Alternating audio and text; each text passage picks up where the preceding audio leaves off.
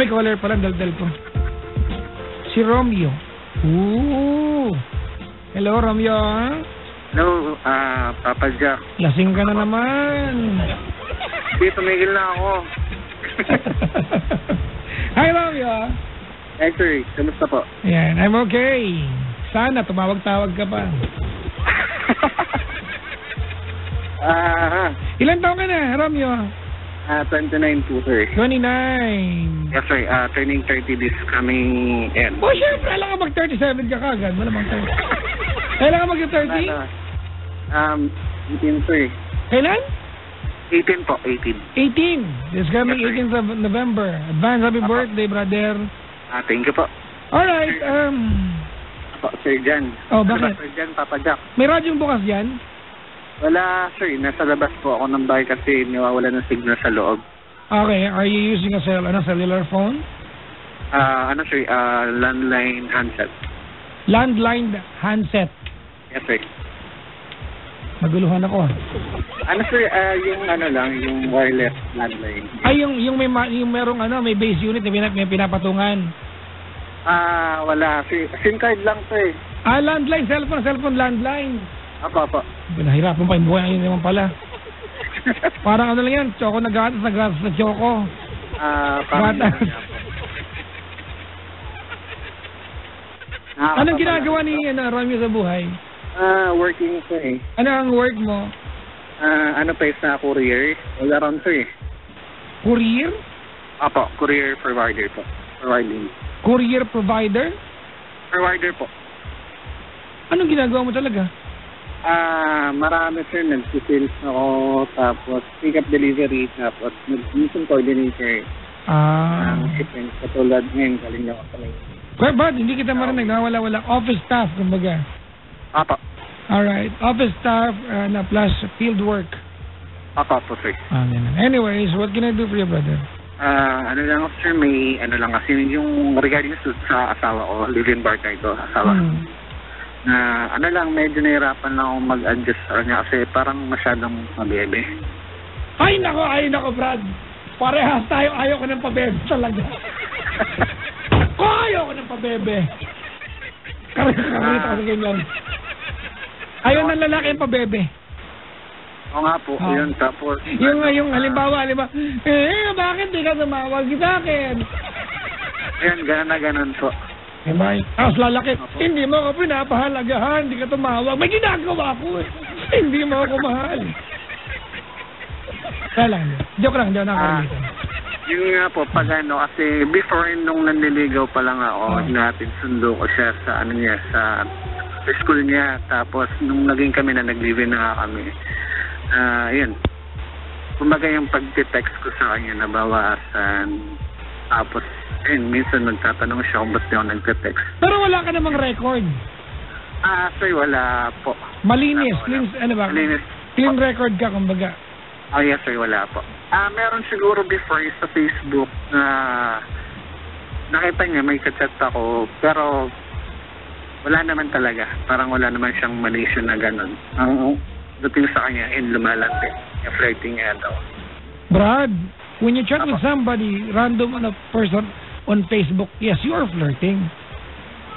Pero wala naman po siyang mali sa papag-aas. Brad, you cannot say that. Bakit ba ka sa babae? Sige lang. Hindi pala tayo kampi. Kalaw kampi tayo. Pero kasi matagal na po rin yun. Taon na rin po. Anyways, bakit mo sinabing, gano'ng katagal lang kayo magka-live-in? Na po sir, last year.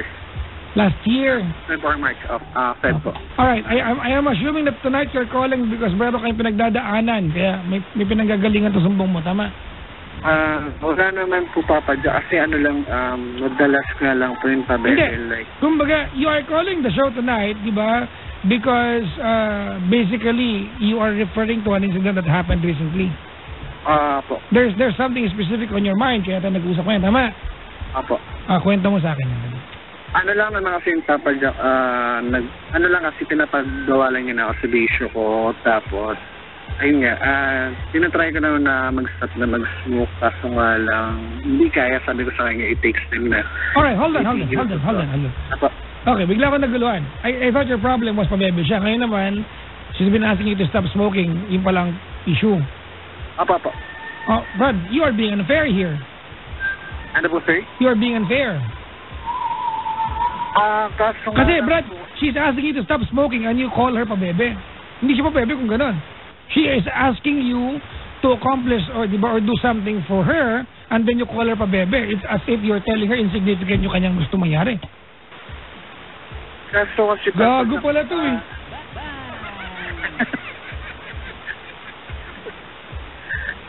Ano kasi, pag malis mo ko man, nagpapaalam ako sa kanya. Brad, nagpapaalam ka, hindi ka nagpapaalam. You are just letting her know. You're not asking for the permission. Kasi maliwanag, if you're asking for permission, she wouldn't allow you kasi ayaw nga niya. Hindi ka nagpapaalam. As a matter of fact, every time na nagpapatasabi ka sa niya mag-smoke ka, Chong, parang siyang inaasar. Kasi alam mo ayaw niya. Ang ano kasi Papa Jack, mahirap siya iwasan eh. I don't know. I have not smoked, mga kaibigan, my entire life. So I don't know how it feels. I don't know. What's the withdrawal of a process of of trying to withdraw smoking habits. Hindi ko alam. I haven't smoked. Wala akong bisyo. Ang bisyo ko lang talaga ay pagkamot na kilikili. Mabuhok. Mabuhok? Yung kilikili po. Ewan ko. Yun nga po, ituloy ko lang po yung kwento ko. Alright. Okay, ano muna, tawag nito balikan natin. Hindi siya pabebe, Brad. Kasi parang dating po sa akin, ano lang siya, na small issue lang po. Kasi nga lang parang... Brad, hindi small issue sa kanya yan.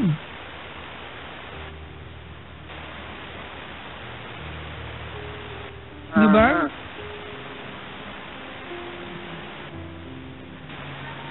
So, kasi yun nga po yung explain ko nga po sa kanya na ayun, sundat-sundat na lang po ng yung like different dire-diretso na lang. I'm sorry, brother. You have to apologize to your wife or to your living partner for considering her pabebe. Diba? Chong, the moment that like, kung nakikinig yung living partner mo, I apologize for, diba, for patronizing this guy, si Romeo. Because it's not true. Hindi totoo, brother. Diba, the moment that you called her pabebe, Chong, when she was actually asking you for a very significant request, stop smoking, diba, you're trying to brush off what's important sa kanya. And that's unfair. Pero tinatry ko naman po na andun na tayo, tinatry mo, diba? Amen to your effort kung tinatry mo, Brad. But do not call her pabebe just because she wanted, diba? She wants you to stop smoking. Parang ka namang tanga ka.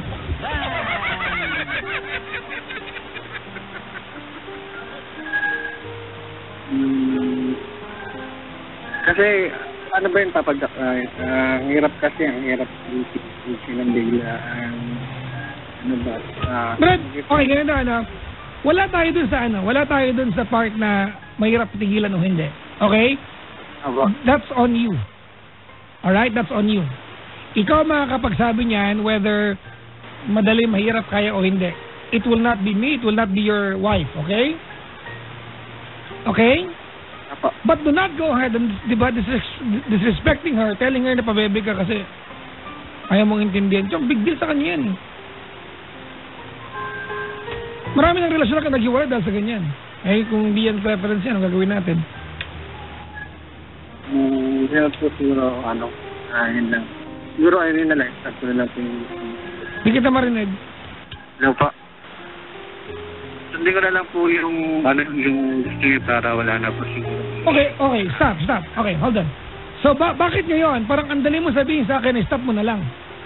Because I did tell you so? Hindi po. Siguro yung sa inyo dapat ko rin na naintindihan at saka yun. So, Brad, alam mo, that's a killer sa relasyon. You know how to listen to me. I'm a random person in your relationship, Brad. I'm a third person looking in.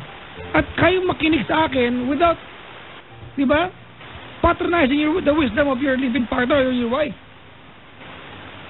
Sa akin, dahil galit ako, and, di ba, I'm becoming an alpha male to you, mandali mo sabihin na, sige, hindi na pala ako, mag-i-smoke, gawin ko na lang. Pero siya, I'm sure she's been telling you for quite a while now, and yet,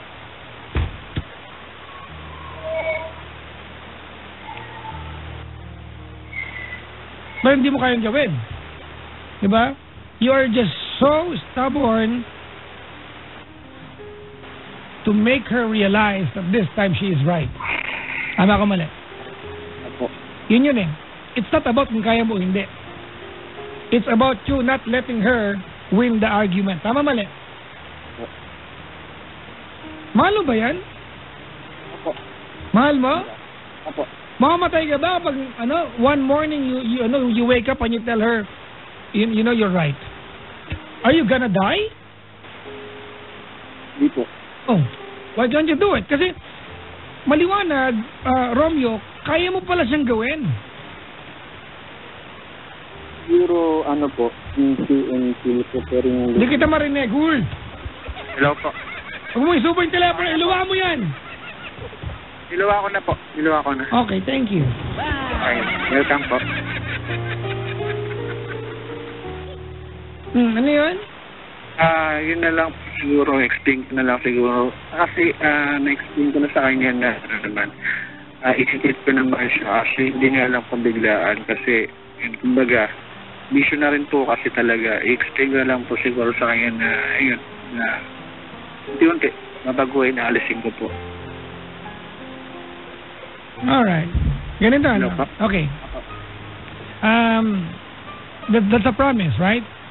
Apo. Okay, not to me, but not even to her, but to yourself. Apo. Okay. Okay, ganito, ano? Amen, Romeo, dun sa part na hindi madali. I have not smoked my entire life, alright? Apo. And I don't know how it feels. Wala akong bisyo, bro, eh. Kaya malabo matokhang talaga ako. Oh, malabo talaga matokhang kasi wala ako talagang bisyo. Alright, but anyways, ganito, ano? Sige, ipagpalagay na natin, I am on your side, di ba? Dun sa sinasabi mo na mahirap siya, right? Apo. But I want you to do something after this call. Kailan kayo magkikita na asawa mo? Actually, sir, nandun siya sa, sa loob po. Lumabas ako. Alright, ganito, go to your wife after this call, okay? Apo. And tell her, make a promise, you know you are right. Smoking is not good for me. I cannot promise you, I can totally eradicate it ng biglaan, but I promise you, I will do my best to completely stop.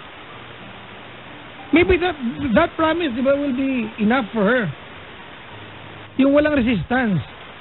Don't make her feel bad by asking you to do something for yourself na alam mo ikakabuti mo.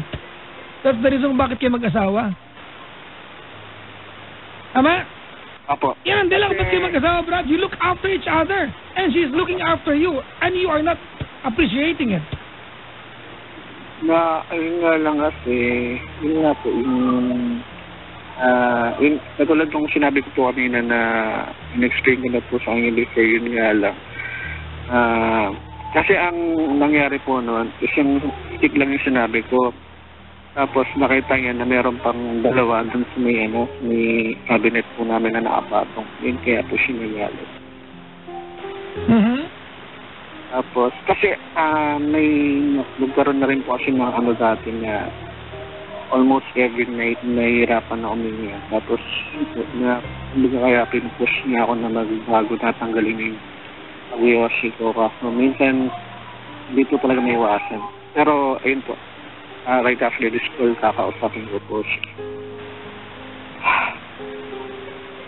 Promise? Yes, sir. Promise po. Alright. Sige. Puntahan mo siya, ha? Apa. Tapos, mag-promise ka sa kanya. Well, stopping it at once, I'm sure it's not easy. Diba? Pero maliwanag yung para sa inyo, para sa kanya yan, eh. Apo. Okay? Apo. Alam mo namang, ikaw ba na nag-aaway kayo, alam mo ba mali ka, tama siya? Ano po? Pag nag-aaway kayo, alam mo bang tama siya at mali ka? Opo. Pero sumasagot ka pa rin. Ay, pag po, hindi na po. Ang minsan nangyari lang po, in-explain ko yung side ko.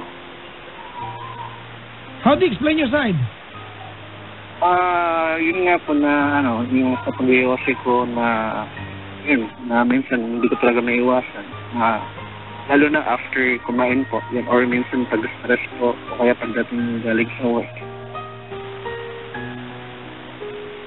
Alright. Sige.